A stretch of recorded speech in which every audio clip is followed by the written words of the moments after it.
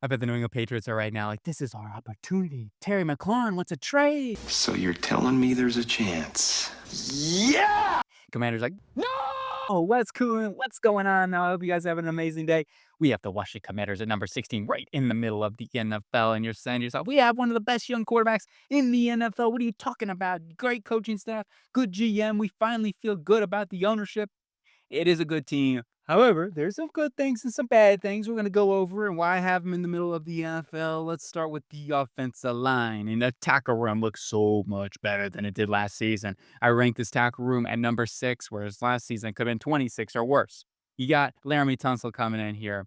I think he's going to be a plug and play. I mean, easy. He's one of the top 10 tackles, top 5 tackles in terms of pass protecting and blind side for Jaden Daniels.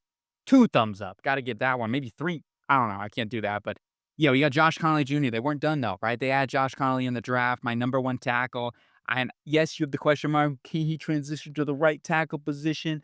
And it is always tough. Some guys can do it, some guys can't. I think Connolly would be in that category because, like, when I watch this film, mainly when I see the guys that are able to transition, it's because they have the lateral quickness and they have that ability to shuffle from the left to the right, really transition easily. And for me, Connolly did that time and time again on his Oregon film. So that's why I'm optimistic about him being able to transition from left to right tackle for this season. And with Connolly, he's going to have competition there with incumbent, back starter last year, Andrew Wiley, who still has a good chance to be the inside track, to be the right tackle going into the starting season.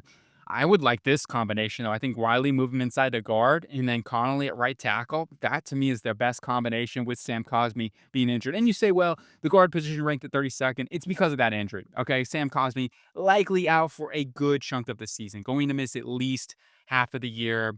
I heard good updates by Dan Quinn on that, but late January time frame, you're looking at least somewhere November range, possibly with a really good timetable. We'll keep an eye on those things, but I'm not really. I am factoring that majorly into the rankings. Right? If you told me, oh, he's ready to go, then obviously this would be a way better group. It just comes down to that.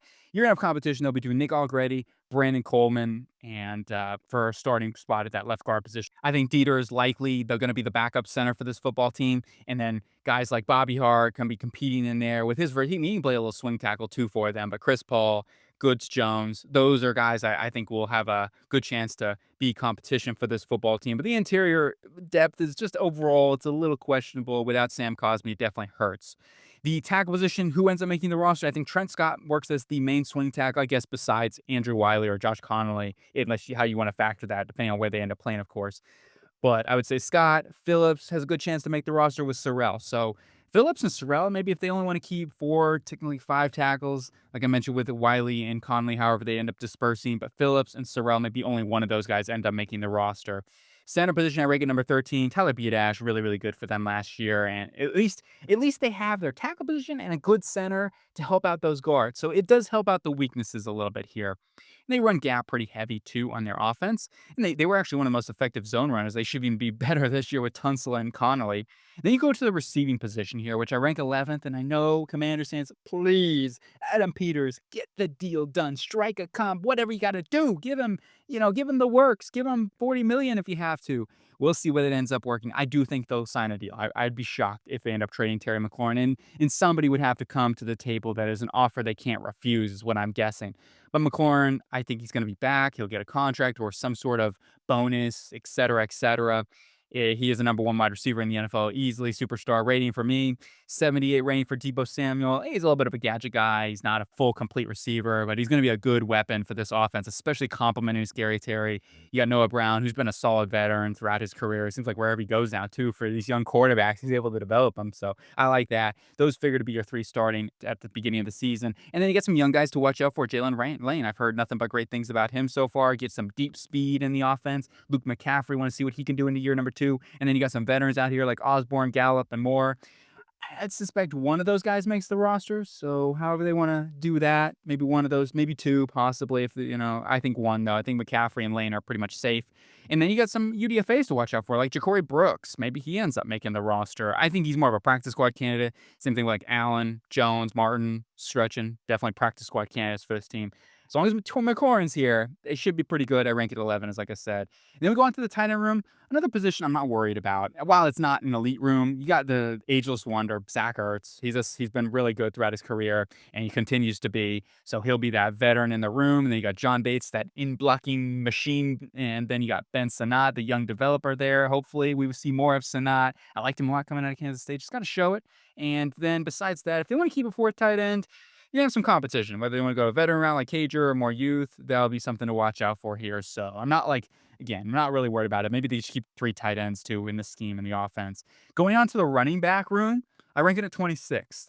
So you got Brian Robinson, you got the power, you got the goal line. Then you got Austin Eckler's the receiving element. So those two guys figure to be the lead carries for touches this season again. But then you got competition, right? Bill Krosky Merritt, I can't wait to see him out in preseason. I'm hearing nothing but and go back to his film. I mean, he had dealt with the injury bug, but when he was out there, the dude is explosive. He's got that linear burst, and he's a kind of like a one-cut vision runner, really good vision. So definitely has a really good chance to make the roster. Personally, he'd be my favorite as the number 3 running back right now. Rodriguez and Nichols, I'm guessing they're going to keep 4, so it's a tough one. You're going to have to make a tough cut here. Both of these guys, I like them both, McNichols and Rodriguez. So it's just going to come down to, do they want to go with the youth route, or do they want to go with McNichols a little safer on third down to pass protect, stuff like that. And then we go on to the quarterback. We don't need to talk too much, luckily, about this for the Commanders. We have a quarterback, right? Jaden Daniels, an absolute phenomenal rock star. Hopefully can keep him healthy, and he can be their quarterback for the next 15, 20 years. And then Marcus Mariota, probably the best backup in the NFL too to have. So they can just keep 2 quarterbacks. And then going on to the defense, which this is where a lot of my concerns really stem. And it starts with the defensive line. How consistently are they going to be able to get pressure on the quarterback? And when you look at this defensive line, I have the edge room at last, unfortunately, and the interior is second to last at 31st. And you got Demetric Wise, who's solid, whatnot. I mean, ideally, I'd like him as a third or a fourth guy that you can rotate inside and out, depending on the down and distance. Dorrance Armstrong was really good, so he clearly is the number 1 pass rusher for this football team. They did bring in Von Miller, which will help on third downs. He's going to be that third down rush specialist. He's not really a full-time starter at this point. You got Cleveland Farrell, who's going to be competing in here for a backup role. Same thing with like Jalen Holmes, Javante, Jean Baptiste, and Jacob Martin. I think all be competing for roster spots. You got TJ Mega. Yeah, I don't want to butcher his name, sorry, but he'll probably make it for the international purposes and whatnot. And you got Bahoko and James, all going to be like practice squad candidates for me. So it's definitely the lack of who's going to be that guy that can really step up and add more of a presence. This is going to be a big need going into the offseason, in my view. And the interior could be a big need, depends. I feel a little more optimistic going into the future because you got Johnny Newton going to year number 2. Defense tackles a position that typically takes time. So I'm not ready to give up on Johnny Newton. I liked him coming out of Illinois, and I expect him to be a good football player for this team. Javon Kinlaw can be a guy that can work as like a base DN too and play 5 tech and move all over the defensive line as a pass rusher. He struggles in run defense, can get pushed back at times. However, they've got guys like Eddie Goldman and Sheldon Day to help them out there too. And then you got Deron Payne. This is going to be a big year for him too. I will say, if he has a good year, then that'll help them out tremendously. But he's going into a time now where that contract you can move on from after the season or trade him or something like that. So he's going to have to really prove himself this season. So the defensive line, we shall see. But for right now, I'm really going to be hoping. I mean, Dan Quinn is a great defensive mind. You got Witt as the defensive coordinator. So those two guys will help out the defense line with stunts and gains and getting creative with blitzes and stuff. Overall, though, the talent here, there is a little bit of a question mark for me personally. Linebacker-wise, I'm not worried about this. I rank it at number 2 in the NFL. It's one of the best. You got Bobby Wagner, ageless wonder. Like I mentioned with Zach Ertz, Bobby Wonder, Bobby Wagner. He should get his own bread like that. The Wagner bread. He's a beast, and he still is. Now, he has some coverage limitations at this point in his career. However, he's still very, very good, very smart. And you got Frankie Louvu, one of the most dynamic linebackers, is a blitzer, hybrid machine, can play off the edge. And it's just so dangerous in run defense. The dude is a monster. And then you got some dudes, man. You got Cade Madrano. He's going to be like a hybrid. He's going to be their chess piece, to play a little safety, play a little linebacker. Dude is a freak athlete. And you go back, I was actually watching some UCLA recently today I wanted to watch some. Dude flashed big time. So yeah, he's a guy to watch out for. And then you got Jordan McGee, and maybe he can step up. You got Nick Bellore, special teams ace, so he'll make the roster there. I think those 5 guys in their main 5 core. Going on to the cornerback room, which has got a lot of experience in here with Lattimore and Jones. Whether they stay healthy is going to be the key, but they didn't stop there. They drafted Trey Amos, really good pick for them on day 3 or day 2. And you got Mikey Sanders still in the slot, who can play on the outside. I just list him in the slot. They can. Jonathan Jones could end up playing slot for them. Maybe that's what they do actually. If they figure, hey, let's put Mikey out there on the outside, especially in base formations. I imagine that would be Lattimore and Sanders still out there as your starters, and then Jones would be your swing man and whatnot. Overall, those are my projected starters. Trey Amos, as the season goes along, maybe he gets a chance to be the starter and whatnot. Like that'd be great. And then Noah Igmanagami is going to be a dude that also can work inside and out. I think those 5 guys make the roster, and you feel pretty good about this cornerback room. They at least be mid tier, if not better than that, depending on how things go. If Lattimore has a resurgence and Jones and whatnot. So, and Seymour could end up making the roster. You got some other guys in here. Cypress is a UDFA, could be a surpriser for sure. Going on to the safety room, I rank at number 32, unfortunately last in the NFL. There are some question marks. Will Harris has been a solid backup and whatnot. He's had his moments, and there's times where he can get real beat in coverage and whatnot. He can work in the box and stuff, and they'll get creative, I'm sure. Quan Martin is going to be that back end defender. I mean, he can also play in the slot too a lot, actually, so he can be a hybrid defender. It's who's going to be that consistent guy in the coverage department. That's really my question here. Percy Butler, more of a special teamer. Jeremy Reeves has been a special team ace throughout his career.